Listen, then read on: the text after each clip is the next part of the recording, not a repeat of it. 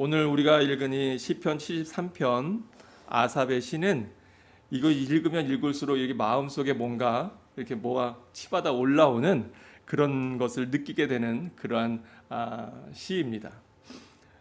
오늘 본문에 보면은 우리가 흔히 신앙생활 잘하다가 마음에 뭔가 시험이 들거나 또 뭔가 깊은 고민에 빠질 때 우리가 그 사람이 실족했다 그렇게 얘기합니다. 실족한다는 게 뭐예요?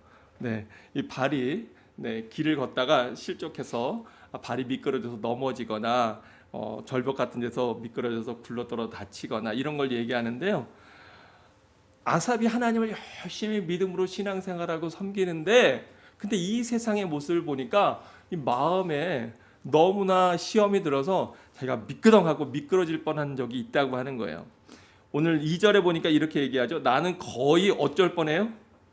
네, 넘어질 뻔하였고 내가 너무나 시험이 들어서 넘어질 뻔했고 나의 걸음이 미끄러질 뻔했다. 우리가 살다 보면 이러한 때가 있게 되고요. 때때로 이렇게 마음에 시험이 든다라고 표현되는 그러한 일들이 있습니다. 예를 들면 정말 하나님을 모르고 악하게 사는 사람인데 그 사람이 너무나 잘 되고 떵떵거리는 거예요. 그런가 하면 이 사람은 하나님을 열심히 잘 섬기고 믿음으로 살려고 하는데 근데 그 사람은 계속해서 여러 가지가 안 되고 어렵고 넘어지고 힘들고 이런 일들이 계속 발생하는 거죠. 저는 그 깊은 내용은 잘 모릅니다만 한국에서 요 얼마 동안 계속해서 많이 뉴스에 보도되고 이랬던 것이 이제 대장동 아파트에 대한 그런 이야기들인데 어떤 젊은이는 그저 어떤 직장에서 6년 일하고 퇴직을 했는데 퇴직금만 50억을 받았다고 하고 우리로서는 도저히 상상하기 어려운 이상한 일들이 세상에서 벌어질 때 우리 마음에 시험이 들거나 또는 속상할 때가 많이 있어요. 우리가 기본적으로 신앙생활 하다 보면 어떤 생각을 갖게 됩니까? 하나님을 잘 섬기고 믿음 생활 잘하는 사람은 모든 일들이 형통하고 잘 돼야 되고요. 하나님을 잘 모르고 자기 욕심대로 세상을 사는 사람들은 그 욕심에 빠져서 오히려 낭망하고 넘어지고 실족하고 어려움들을 겪어야 될 텐데 근데 세상 살아가는 세상의 모습은 어때요? 많은 경우에 그 반대인 경우가 훨씬 더 많지요. 그러다 보면 우리 마음속에 분노와 또 속상함이 올라오고요. 때로는 심각해진 시험이 들면 하나님은 대체 뭐 하시는 거야? 하나님은 정말 계시기는 계신 거야? 이러한 하나님에 대한 믿음에 대한 회의가 들 때까지도 있는 것을 보게 됩니다. 오늘 우리가 오늘은 시편 73편의 내용들 우리가 천천히 살펴보면서 그럼 그러한 상황을 우리 이 시편 기자는 어떻게 다시금 그 믿음을 회복할 수 있었는가 우리가 살펴보려고 하는데요. 먼저 이 세상의 모습을 보고자 합니다. 왜 이렇게 아삽이 시험에 들었냐면 73편 3절에 보니까 이렇게 되어 있어요. 내가 악인의 형통함을 보고 오만한 자를 질투하였음이로다. 그들은 죽을 때에도 뭐가 없어요? 고통이 없어요. 보통은 그렇게 반짝 잘 되다가 그러다가 나중에 큰 어려움을 겪고 다 망해야 되는데 가만히 지켜보니까 이 사람들은 죽을 때까지도 잘 살아. 또 자기만 잘 사는 게 아니라 자기가 죽은 이후에 그 후손들까지도 더 잘 살아. 이런 거를 우리가 보는 거예요. 또 그 힘이 죽을 때까지도 강건해요. 골골하지도 않고 병치레하지도 않고 아주 건강하게 살고요. 또 사람들이 당하는 고난이 있어요. 사람이라면 살아가면서 누구든지 당하는 어떤 어려움들이 있잖아요. 그런데 그들에게는 그러한 일반적인 고난도 없고 사람들이 당하는 재앙도 그들에게는 일어나지 않아요. 돈으로 또 권력으로 또 자기가 가지고 있는 지위로 그런 것들을 다 무마시키고요. 큰 사고를 내거나 교통사고를 크게 내거나 또는 도저히 윤리적으로 해서는 안 되는 일을 하고서도 아무런 어려움이 없이 평탄하게 지내요. 그러므로 그들의 마음이 어떻습니까? 6절에 보니까 그들의 마음이 교만해요.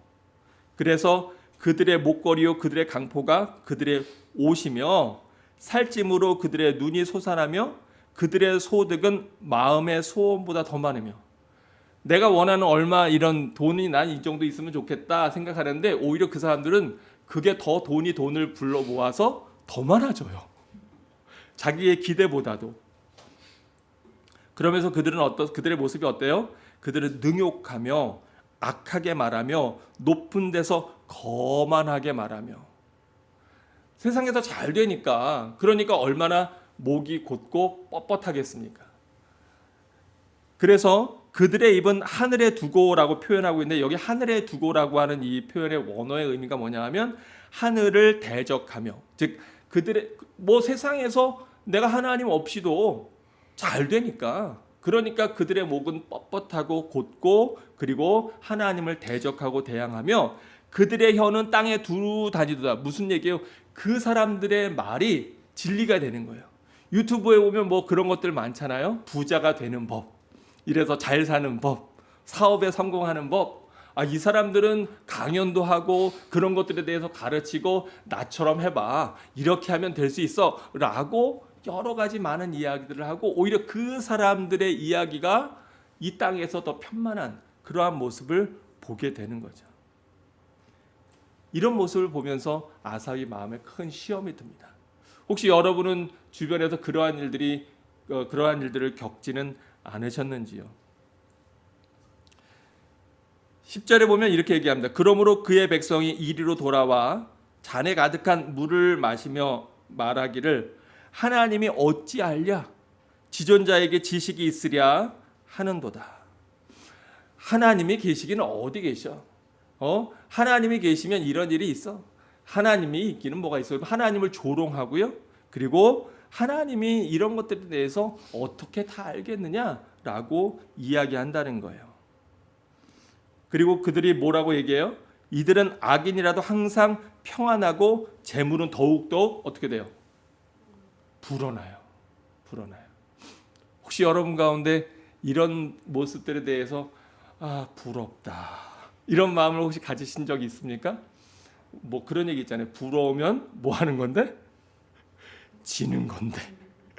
부러우면 지는 건데 이런 것들 경제적으로 어렵고 쪼들릴 때 누구는 나쁜 짓 하고 사기치고 또 세상에 권력 가지고 돈을 벌어서 그래서 떵떵거리고 사는데 나는 정직하고 바르게 살려고 하는데 왜 이런 어려움, 왜 이런 고통을 겪게 되나? 참 마음이 비참해지고 괴롭고 힘들 때 있지 않습니까? 악한 사람들은 건강하게 잘 돌아다니며 세계 여행을 하고 세계 일주를 하고 남들이 못 가보는 그러한 럭셔리한 데에서 사치스럽고 고급스러운 생활을 하는데 나는 육신이 연약해서 나는 질병에 걸려서 나는 몸이 아파서 그런 거는 꿈도 꿔보지 못하고 산책도 나가기 힘들어하는 그러한 지경에 있을 때 여러분 혹시 마음이 서글프고 힘들고 과연 하나님이 날 잊으신 건 아닌가? 하나님이 나를 보고는 계신가? 여러분 그런 속상하고 슬픈 마음이 들 때 있지 않습니까? 오늘 제목에 악인의 형통함을 볼 때 그랬는데 왜냐하면 73편 3절에 보면 내가 악인의 형통함을 보고라고 되어 있어요. 근데 여기 이 형통함이라고 하는 이 형통함의 원어가 뭐냐면 그게 바로 샬롬이에요. 우리 옆에 있는 사람들한테 한번 샬롬 이러고 한번 인사해 보시면 어떨까요? 네, 샬롬. 우리 안집사님도 샬롬. 네, 좀 전에 쌍놈 이렇게 얘기한 건 아니죠? 네. 샬롬이라 그랬어요? 네. 이 발음을 잘해야 돼요. 잘못하면 욕이 되기 때문에. 네. 근데 여러분 샬롬 이게 이스라엘 네 아멘 할렐루야 이게 이스라엘 사람들이 만나면 나누는 이야기가 뭐냐면 샬롬이에요. 이 샬롬이라고 하는 게 뭡니까? 평안한 거 평안함인데 이 평안함은 그냥 평안함이 아니라 삶에 부족함이 없는 평안함을 얘기해요. 나에게 더 이상 부족한 게 없어. 오늘 제가 예배를 시작하면서 제일 처음 묵도 성구로서 시편 23편을 읽었는데 내가 모든 것이 평안하여서 주님께서 날 푸른 초장으로 쉴 만한 물가로 인도하시고 내가 부족함이 없다라고 하는 바로 그 상태 그게 샬롬이에요. 사랑하는 우리 성도들에게는 하나님이 공급해 주신 샬롬의 은혜가 이 예배 가운데 풍성히 임하기를 주의 이름으로 축원합니다. 네.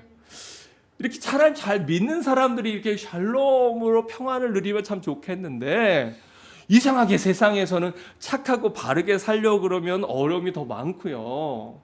또 뭔가 이렇게 남들로부터 조소라든가 비아냥거림이라든가 이런 거를 듣기도 더 쉽고요. 오히려 나쁘게 악하게 못되게 사는 사람들한테는 사람들이 더 조심하고 더 잘 대해주려고 그러는 것 같고 이런 걸 보면서 마음이 상하고 무너질 때가 얼마나 많습니까? 바로 여기서 그 악인의 샬롬을 볼 때, 샬롬 평안한 삶을 볼 때 우리 속에는 왠지 슬픔이 가득하고요, 속상함이 들어올 때가 많이 있습니다. 그런데 이 아삽의 모습은 어땠어요? 13절에 보니까 그는 이렇게 얘기합니다. 내가 내 마음을 깨끗하게 하며 내 손을 씻어 무죄하다 한 것이 실로 어떤 것 같이 느껴져요? 헛된 것처럼 느껴져요.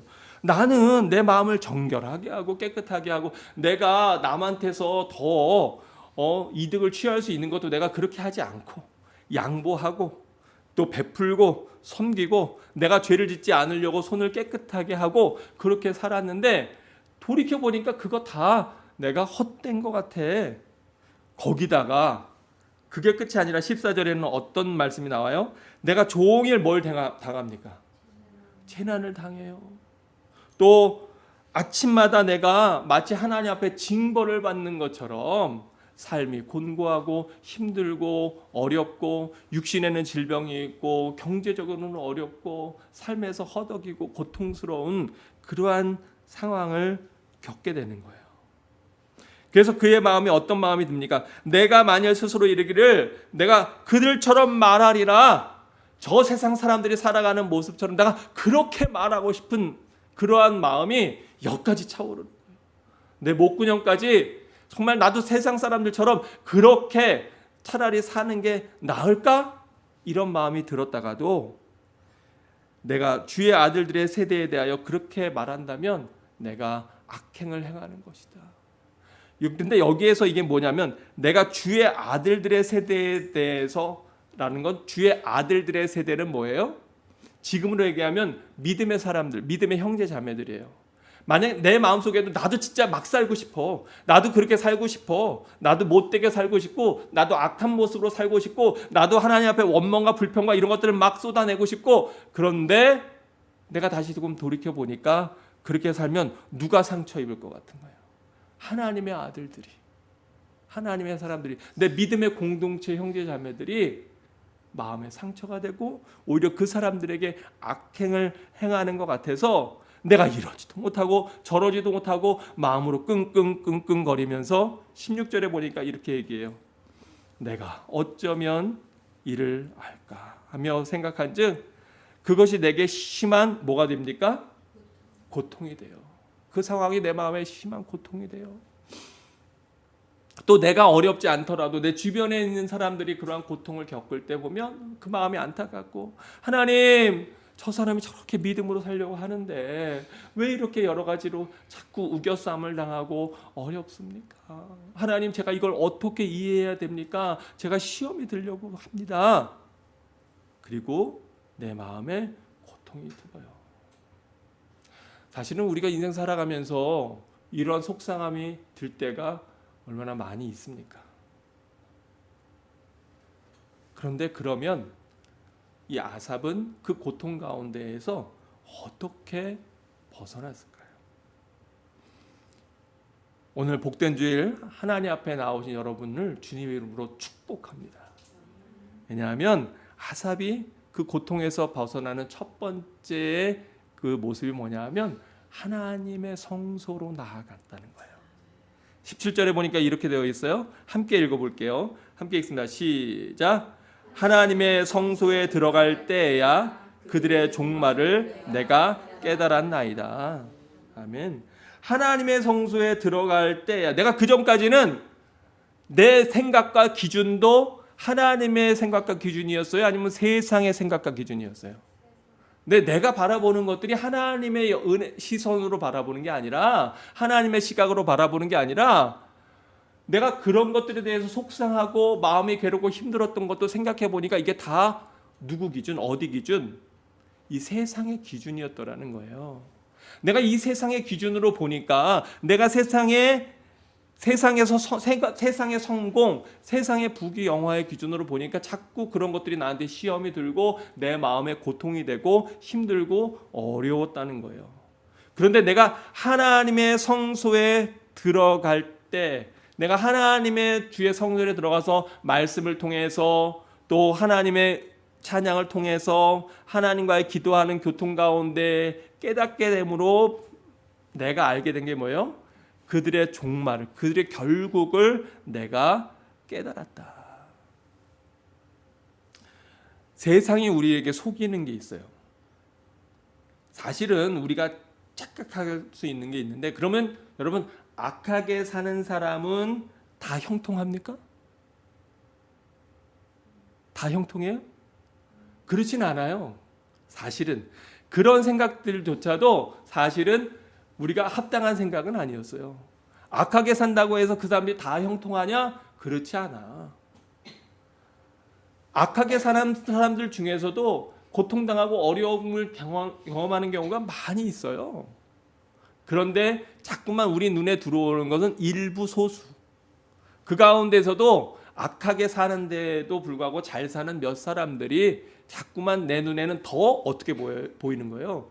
그게 더 커 보이고 그게 다 전부인 것처럼 보이는 거예요.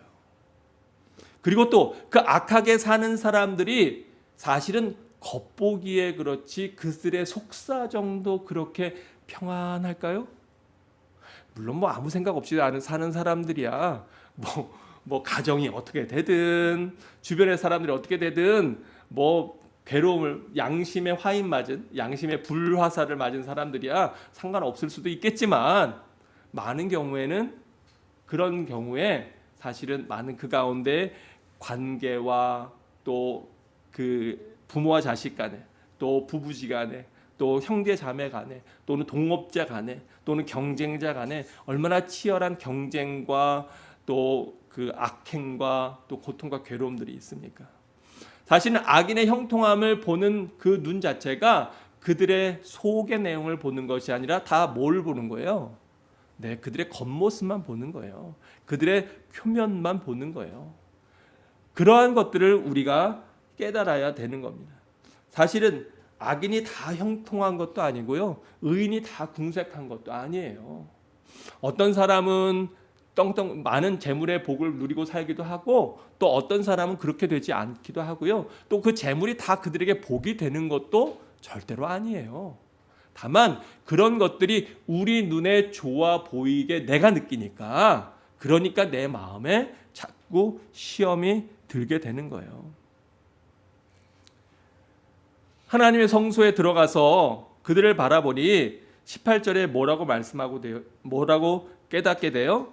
주께서는 참으로 그들을 미끄러운 곳에 두시며, 그들의 가는 걸음이 사실은 굉장히 미끄러운, 기름이 뿌려져 있는 길과 같아서 언제 어디에서 미끄러질지 모르는 위험천만한 길을 저들이 걷고 있는 것을 내 눈으로 보게 되는 거예요. 깨닫게 되는 거예요.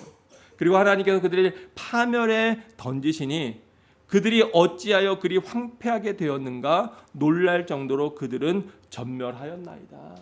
내가 이 땅에서만 보니까 그들이 잘 되고 심지어 죽을 때까지도 잘 되는 것 같은데, 근데 내가 이 땅의 시선이 아니라 하나님 나라의 아버지의 시선으로 보니까 그들이 잘 되는 게 아니에요. 결국은 그들이 그렇게 악행으로 살아가고 하나님 모르고 살아가면 결국 그 마지막에 기다리고 있는 것은 하나님의 나라입니까? 지옥문입니까? 지옥의 문이에요. 어떤 사람은 선하신 하나님이 어떻게 지옥을 만들 수 있는가라고 이야기하지만, 그러나 사실은 정확하게 우리가 성경을 보면 지옥은 하나님이 사람을 위해서 만든 거예요. 타락한 천사들을 위해 만든 거예요. 타락한 천사들을 위해서 만든 것이 지옥인데, 그렇게 악행을 하는 사람은 그 마음에 하나님을 둘 자리가 없기 때문에 하나님 나라에 들어갈 수 없기 때문에 그래서 지옥을 향해서 걸어가고 나아가고 있는 거예요. 어떤 사람은 사랑의 하나님 어떻게 지옥을 만들 수 있어? 그런데 사실은 돌이켜 생각해 보면 만약에 지옥이 없다면 그것처럼 불공평한 하나님이 어디 있어요?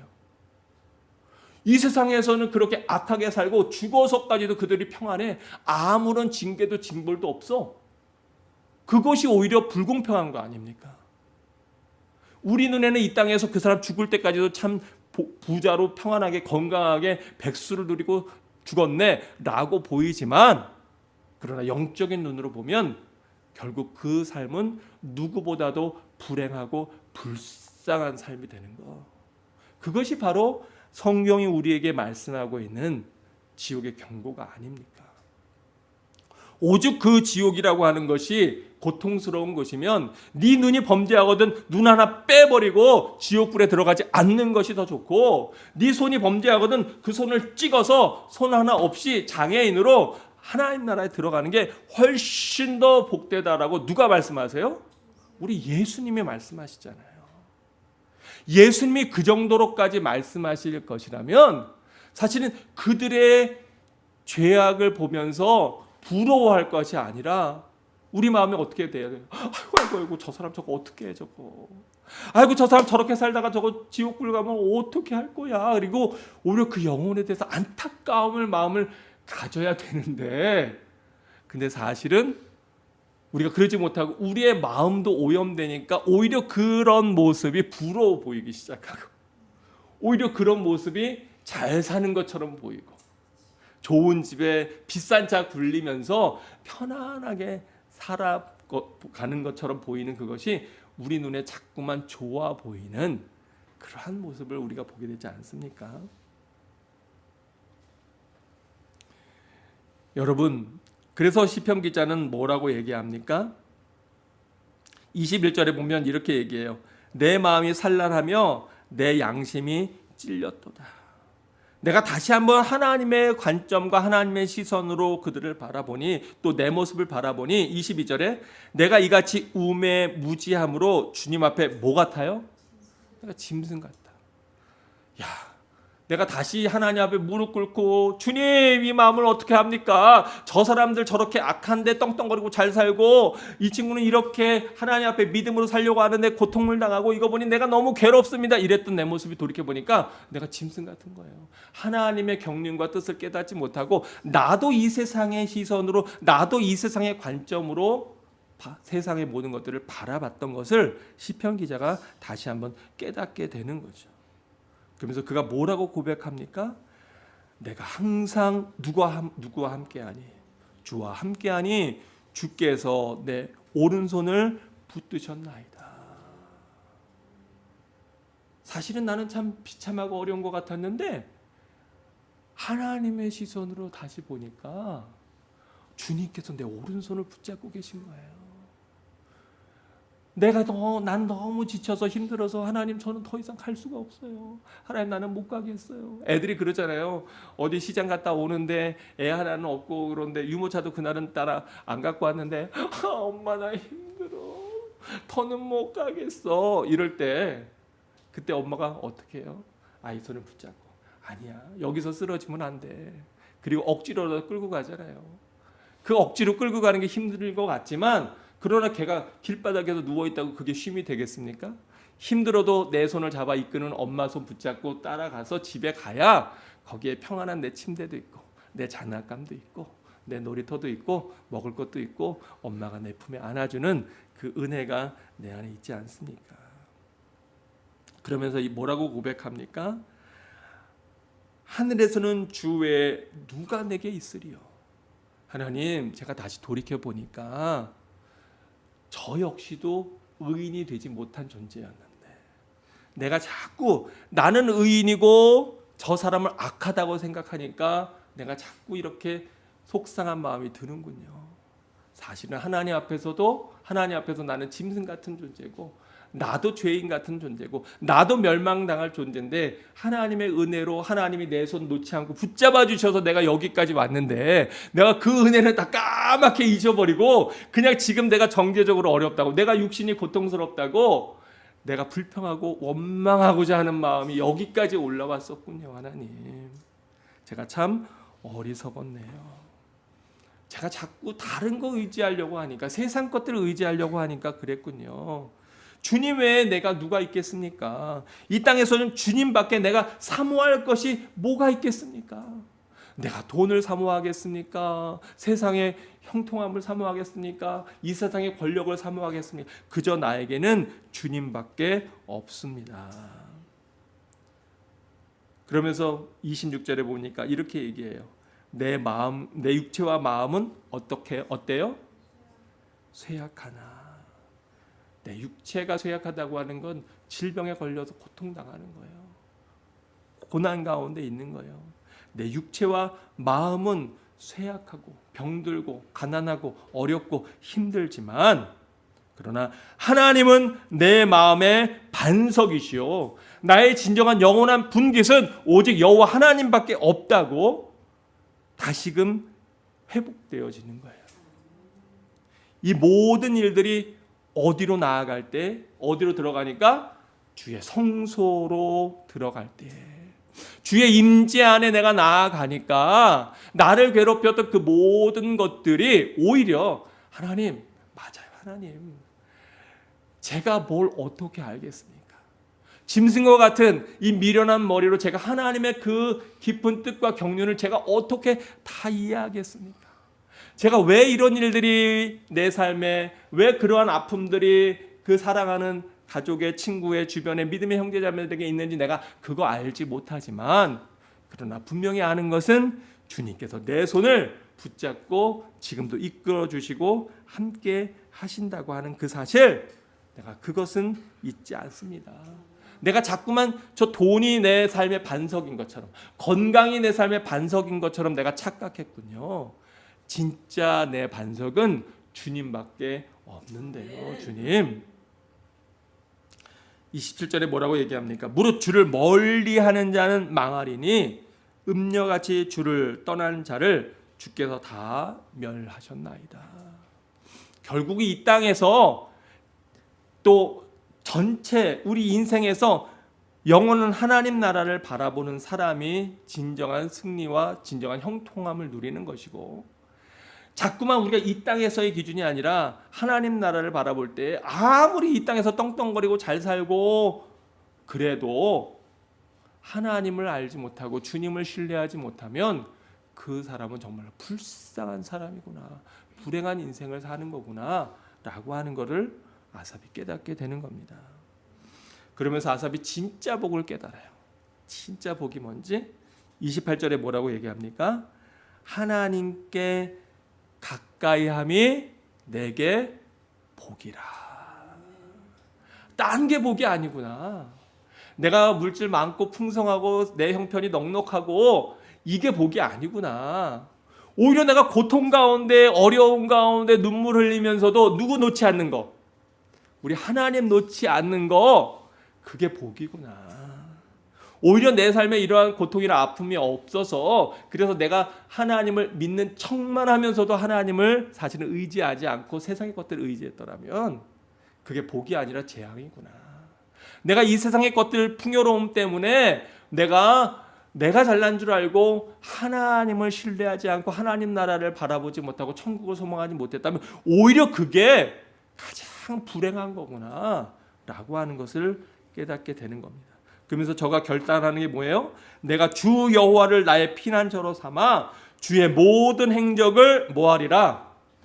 전파하리라. 아삽이 이 시를 쓴 이유가 뭐예요? 내가 이렇게 시험 들었는데 성소에 나아가서 하나님의 기준으로, 하나님의 관점으로 보니까 야, 진짜 복은 하나님 앞에 가까이 하는 게 복이구나. 오늘 거룩한 주일에 하나님 앞에 나와서 예배 드리는 게 이게 복이구나. 주님이 나와 함께 하시는 거, 내가 이러한 어려운 가운데서도 주님 손 놓지 않고 내가 믿음으로 살아가는 바로 이게 내 복이구나. 이거를 깨닫고 그것을 전파하기 위해서 바로 우리에게 이 시편을 써서 이 전파함이 3000년이 지나도록 우리에게 전해지고 있는 것 아닙니까? 여러분, 우리도 악인들의 형통함을 볼 때 속상함을 경험할 때가 있지요. 1920년대 초반에 미국의 경제공황 때 일입니다. 미국이 어려움에 있다가 경제적인 어려움을 에서 구출한 테리 루즈벨트 대통령이 나라의 어려움을 대공황을 많이 수습하고 그리고 이제 휴가를 얻어서 아프리카의 코끼리 사냥을 갔다가 미국으로 돌아오게 되었다고 합니다.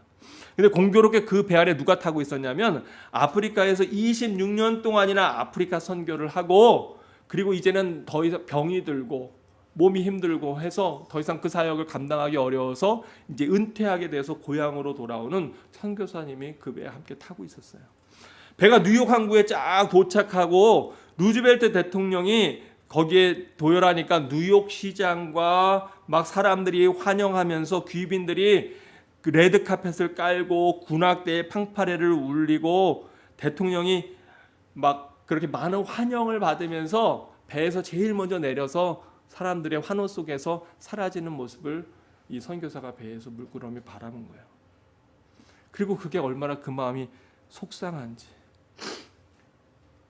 자기는 몸도 병들었고 또 뭐 경제적으로도 이제 어떻게 살아야 할지 막막하고 연금이나 이런 것도 없고 이제 내가 앞으로 남은 노년을 어떻게 보내야 될지도 막막한 그러한 상황에 마음에 서글픈 마음이 들었어요.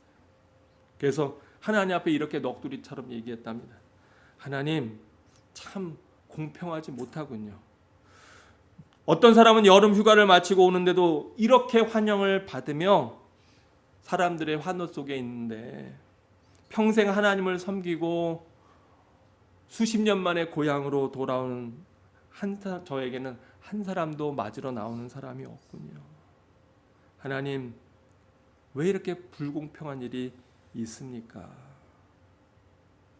그런데 그때 하나님, 이게 제가 당신 앞에 평생 제가 드린 제 삶을 하나님 앞에 드린 그거에 대한 대가입니까? 근데 그의 마음속에 울려 퍼지는 하나님의 말씀이 있었어요. 그런데 사랑하는 내 아들아, 너는 아직 고향에 돌아온 것이 아니다. 내가 고향에 돌아오는 날 레드카펫이 아니라 황금길을 내가 깔아줄 것이다. 군악대의 팡파르가 아니라 천군 천사의 나팔 소리와 함께 바로 내가 너를 마중 나갈 거다 아들아. 너는 아직 고향에 온 것이 아니란다. 여러분, 이 세상 이 땅은 우리가 돌아갈 우리의 본향이 아니지 않습니까? 여기에서 결과와 승패가 끝났다고 생각하는 것, 그것이 세상의 기준입니다. 사실 돌이켜보면 성경의 그 수많은 인물들 가운데 너무나 어처구니 없는 고통스러운 삶을 맞이한 사람들이 얼마나 많이 있습니까? 기독교 2000년 인류 역사상 오히려 하나님 앞에 믿음으로 신앙으로 잘 살고도 그 마지막을 너무나 처참하고 끔찍하게 목숨을 잃은 순교자들이 얼마나 많이 있습니까? 고통 가운데 눈물 흘리며 괴로워하는 지금도 많은 선교지에 있는 형제자매들이 얼마나 많이 있습니까? 그들 모두에게 우리 주님은 그렇게 말씀하실지 몰라요. 네가 이 땅에서 네 집 하나 없이, 네 땅 한 평 없이, 네 아무런 은행 잔고 없이 병든 모습으로 고통당한다 할지라도 사랑하는 아들아, 사랑하는 내 딸아, 너는 아직 본향에 온 것이 아니지 않니? 사랑하는 성도 여러분, 우리 앞에는 하나님이 약속하신 놀라운 하나님 나라가 놓여져 있지 않습니까? 우리가 어떤 상황이든지 어떠한 처지든지 어떠한 지경이든지 오늘도 우리가 눈물 가운데서도 낙심하지 아니하고 하나님 앞에 믿음으로 나올 수 있는 것은 바로 이 영원한 하나님 나라가 우리 앞에 놓여져 있기 때문 아니겠습니까? 여러분, 지금 이 땅에서 환영받지 못한다 그래도 오래간만에 한국에 있다가 밴쿠버에 돌아와서도 크게 환영을 받는 것이 아니라 할지라도, 내가 이 땅 살아가다가 어려움 가운데 고통 가운데 있다 할지라도 오늘도 내 손 꼭 잡아주시고 나와 함께 하시고 나를 위로하시고, 딸아 아들아 걱정하지 마. 너는 아직 본향에 온 것이 아니지 않니? 공중에 권세 잡은 악한 자가 영향을 발휘하는 이 땅에서 네가 고통당하지만 그 모든 고통과 괴로움과 눈물을 다 내가 보고 있지 않니? 아니, 사랑하는 내 아들이 바로 2000년 전에 이 세상에 내려가서 당한 것이 바로 너희들의 죄를 위한 그 십자가의 고통이 아니었니? 네가 내 나라에 올 때 영광스러운 흰옷 입고 하나님 앞에 나올 그 시간을 바라본다면 하나님 나라의 영광이 이 땅에서의 고난과 좋게 비교할 수 없다는 거 네가 알고 있지 않니? 우리 주님께서 우리 마음에 이와 같이 말씀하시지 않겠습니까? 사랑하는 성도 여러분, 아직 승부가 끝난 것이 아닙니다. 낙심할 이유도 절망할 이유도 없습니다. 야삽과 같이 오늘도 고통스럽지만 그러나 그 고통 가운데 주님 손 붙잡고 믿음으로 살아가면, 그러면 하나님께서 우리에게 진정한 샬롬, 진정한 형통을 허락하실 줄로 믿습니다. 이 마음 가지고 오늘도 믿음으로 은혜로 살아가기를 주의 이름으로 축원합니다.